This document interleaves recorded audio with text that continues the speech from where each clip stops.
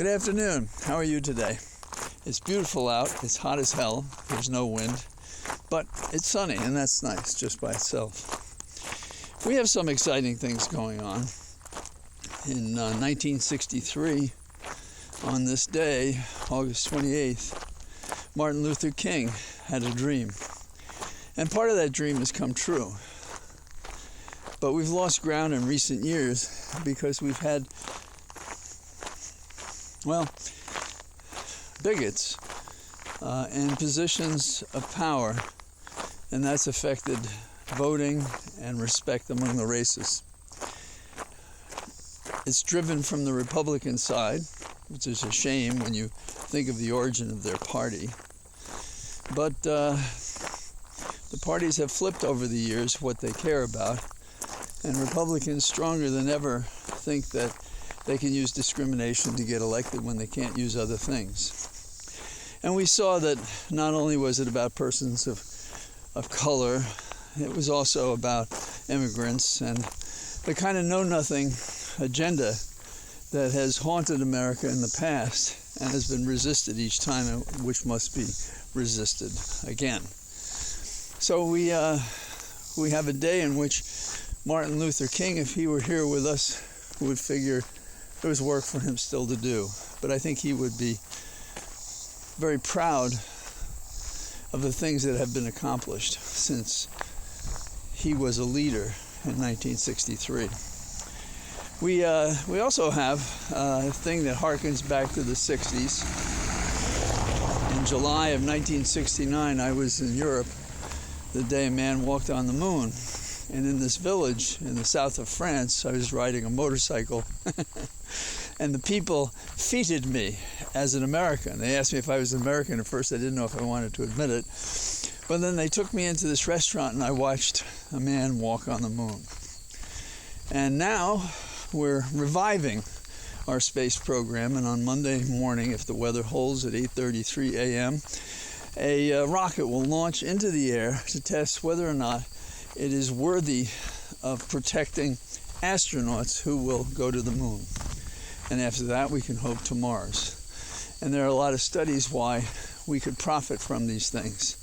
That is to say, in terms of the advances we'll learn from making the technology.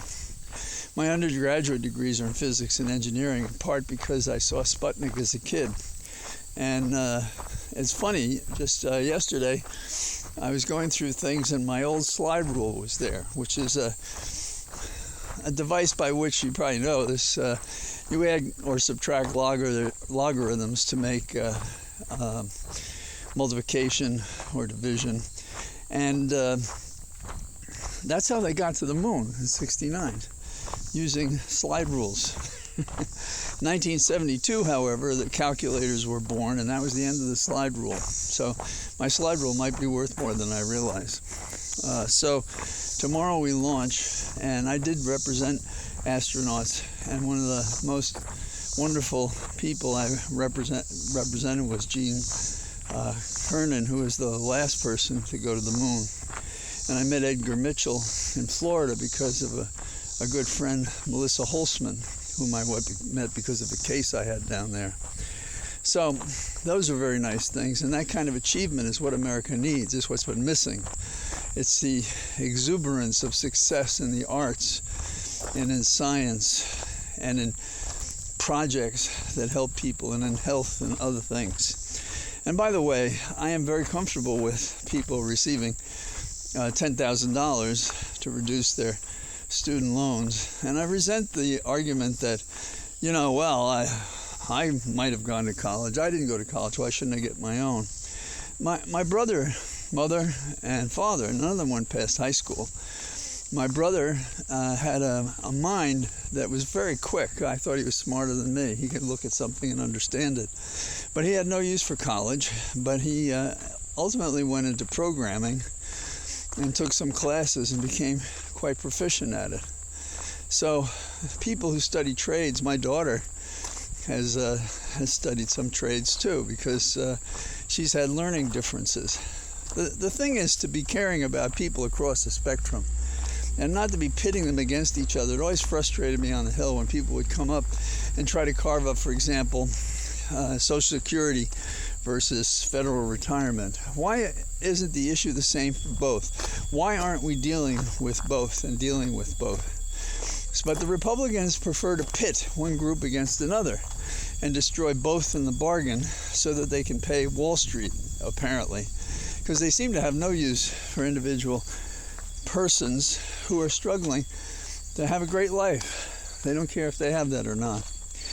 Down in Florida, we have a judge, in my opinion, making a wrong ruling for a special master to give her, the judge, more particular descriptions of what was taken. That's just wrong. I mean, you know, when we use special masters, when a lot of attorney-client privilege is involved in the seizure, and then what happens is a team goes over it, so if they read material they shouldn't, that they decide is privilege, they are not going to infect the investigation by having available information that they shouldn't have because of the privilege. But consider, top secret information, the judge doesn't have clearance for that. And how is she going to know what she's looking at is a summary and whether or not she should have a master? And the master, if appointed, is the equivalent of this intelligence assessment, which is about to be done by the NDI, so National Defense Information. So we do stupid things. So why are we doing this? Well, some say because the judge is favorably inclined toward Trump, and she just wants to help delay the findings that allow us to go forward until when? After the election? So that moves us into another place, and that place is, you know, my old standby, which is we should get on with it and arrest this bastard. There is no reason to delay, and every time we give an opportunity to delay, we compromise our ability to act, and to act justly and rightly in the face of a danger to no less than our national security. So my suggestion is, justice, get off your ass. What do you need? I think it was Camus' The Plague, in which there's an author in there that's trying to write the perfect first sentence and has been doing this for years, and so can never start the book. That's Garland. That's the Justice Department. Thank God they're not a fire department, except they really are, because the democracy is going to burn down to the ground if these guys don't figure out what their job is. So let's finish up with what can I talk about? You may not know Mickey Mantle, depending on your age, but I was a New York kid in the Bronx. Our first home was 143rd and Willis, not that far from 161st, where the Bronx Bombers and the New York Yankees were. Apologies to people that don't support the Yankees. But if you knew anything about Mickey Mantle, I don't care what team you were for Mickey. And he was popular among kids. He had kind of a rough life off the field, but he was on the field, he's banging those home runs out like mad. Well, it turns out, I guess he wished he were here now if he could be. One of his cards, you know, we used to flip them in the schoolyard to see who would get each other's baseball cards. And one for Mickey Mantle was auctioned off for, get this, $12.6 million. You can see a lot of baseball games with that. So that's what I finish up with. Excellence in sport, excellence in heroes, excellence in science, civil rights, beating down the bastards that would discriminate against everybody, and in the name of Jesus. So, happy Sunday, and I remain here comfortable in my cathedral of trees, hoping that you have as nice a day as I had today. Bye-bye.